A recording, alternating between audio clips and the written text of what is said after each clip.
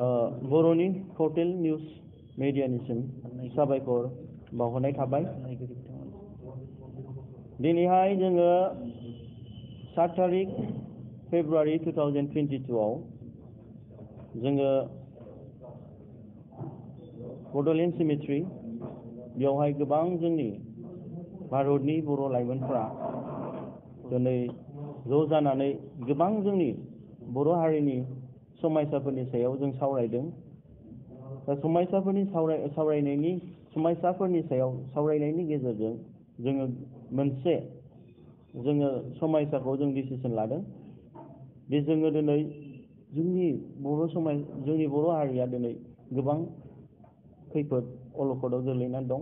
दा बे खैफोद अलखदनि समायसाखौ जोंनि बर' सिभिल ससाइटि बर' संगठनफ्रा दिनै रावबो दिनै इस्यु खालायाखै। दिनैनि समाव दिनैहाय बे समायसाखौ जोङो बर' लाइमोनफ्रा बर' युथ्सफ्रा दिनै नायनानै थानो हायैयाव एबा बे जाथिनि समस्याया गाज्रिनिफ्राय गाज्रिसिन जाबोनो हमनायाव जोङो बर' लाइमोननि थाखाय जोङो दिनै आलादा जोंनि न'खर दानाय, आलादा रायजो सोरजिनाय, जोंनि राव हारिमु थामोन्थानि मोनथाय मोननो थाखाय, जोंनि उदांस्रि मोननो थाखाय सोमावसारफिननो जोङो जोंनि मेगनावनो दिनै सान्ति सुक्ति जानायनि उनावहाय बे सानै बर' लाइमोनफ्रा दिनै नंखाय भाबै साजायनानै आसाम पुलिसजों गावथारजाबाय। दा बिदिब्ला दिनै जोंनि गभर्नमेन्टआ आसाम गभर्नमेन्ट भारत गभर्नमेन्टआ दि सान्ति सुक्ति खालायनानैब्लाबो जोंनि जिउखौ दिनै बिथांमोना रैखाथि होनो हायाब्ला अब्ला जों दिनै आसामाव थानानै जों मा फिउचाराव इयुनाव जों सान्ति मोनो।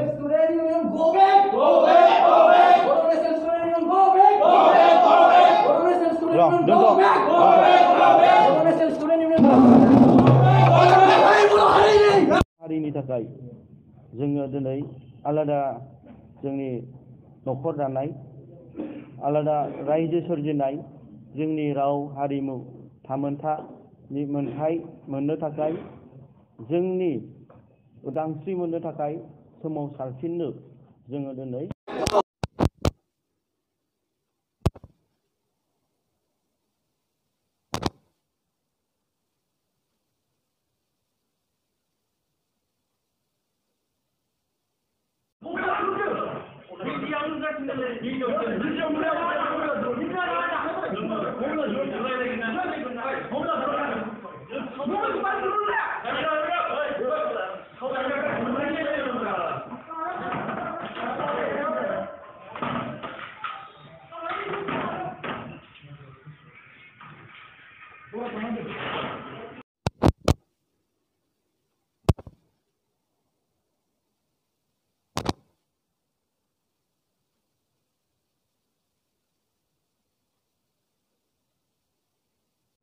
जोंनि मेगनावनो दिनै सान्ति सुक्ति जानायनि उनावहाय बे सानै बर' लाइमोनफ्रा दिनै नंखाय भाबै साजायनानै आसाम पुलिसजों गावथारजाबाय।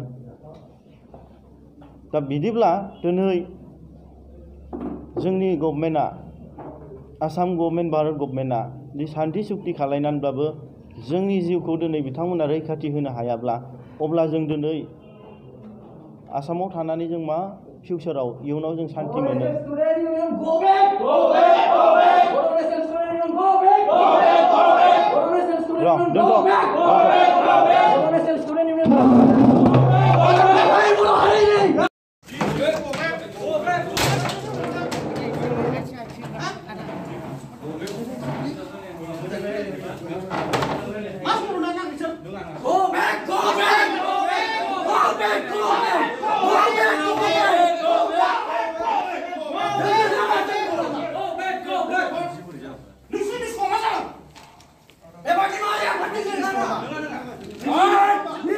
Bagaimana?